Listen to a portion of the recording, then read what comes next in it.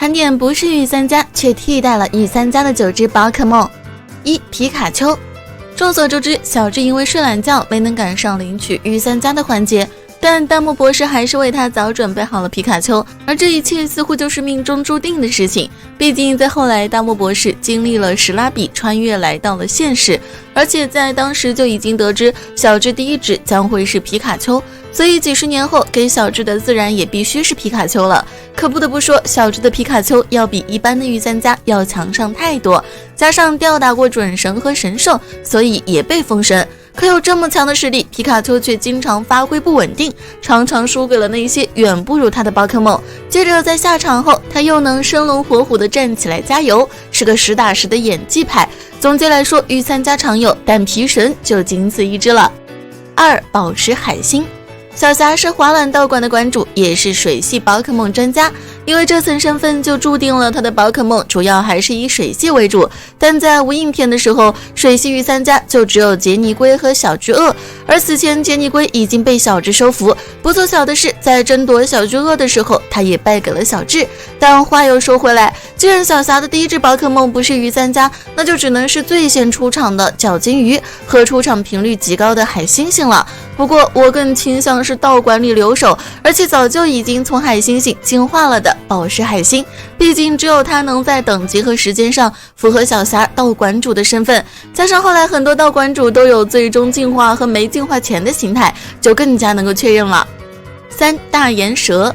小刚曾经在超世代篇说过，他的主力大岩蛇其实是他10岁时爸爸送给他的生日礼物，也因为有这个含义在，所以小刚成为道馆主后就一直把它当做主力。后来小刚的弟弟帮助大岩蛇进化成大钢蛇，接着在日月篇，大钢蛇又再一次得到了超进化。当小刚和卡奇对战的时候，超级大钢蛇没有什么悬念的拿下胜利，所以说姜还是老的辣。4. 花椰猴。天童和小刚他们一样也是道馆主出身，但比较特别的是，他们3兄弟用的3种不同属性的猴子又刚好对应着御三家的属性。当然以花椰猴这样的实力其实是很难和御三家碰瓷的，就更别说和有着超进化的大钢蛇去对比了。5. 龙头地鼠。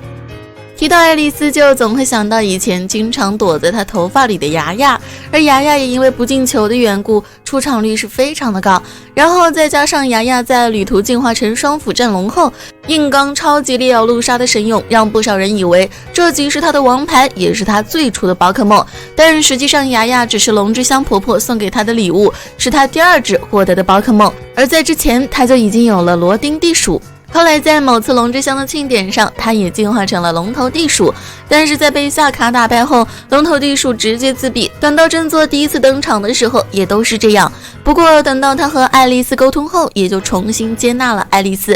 至于龙头地鼠的实力，我觉得还是比一般御三家要强的，毕竟在面对竹篮的海兔兽时，他能够以逆属性保持不败，并在最后人品爆发用出了一击必杀，还是挺靠谱的。6. 田冷美后。田冷美后是马奥唯一收服的宝可梦，也是他的主力，在还是甜甜竹的时候就已经跟在了马奥的身边，只不过在进化成甜美冷后后，他的性格和没进化前就有了不小的差距，直接从温柔变成霸气且高傲，动不动就宝可梦踩在脚下或踢飞。比较搞笑的是，他的甜甜香气总会吸引到小智的木木枭，但只要木木枭敢扑过来，那最后肯定是少不了被踹飞。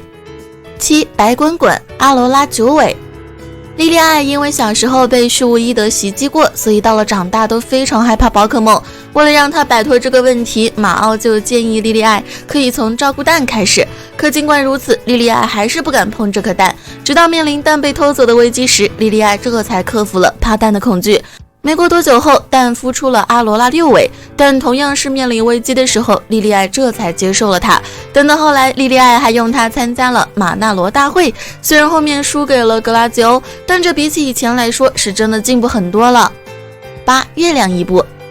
格拉吉欧第一只宝可梦既不是宗岩狼人，也不是银斑战兽，而是从小时候就已经收服的月亮伊布。月亮伊布拥有的训练师不多，上一个还是小智的发小兼劲敌的小茂。虽然说格拉吉欧不是小智的发小，但也已经是数一数二的劲敌了。当然，格拉吉欧碰到他的时候，他还是只伊布，并且当时还受了重伤。等到进化成月亮伊布后，他又直接成了格拉吉欧的得力助手，不是在安抚银斑战兽，就是帮小智制住失控的宗岩狼人，甚至莉莉艾的帽子被风吹走，也都是月亮伊布替他捡了回来。不过最让人印象深刻的还是格拉吉欧用月亮伊布打败莉莉艾的白滚滚，能够应接即招式，可见月亮伊布是多强了。9. 托戈德马尔。妈妈内拥有的宝可梦同样不多，而他第一只宝可梦自然就是经常陪在他身边的托戈德马尔。和别的电气鼠一样，托戈德马尔也非常喜欢皮卡丘，只要一兴奋，那就总会滚到皮卡丘的身上，但要是见不到皮卡丘，那就会瞬间大哭。不过别看他这个样子，但实际上他是所有电气鼠里不弱于雷丘，甚至强于雷丘的宝可梦，无论是属性还是特性，又或者是招式都非常优秀，也曾经帮助小智他们抵挡过电力。总的来说还是挺有用的。好了，以上就是本期所有内容了，咱们下期见啦。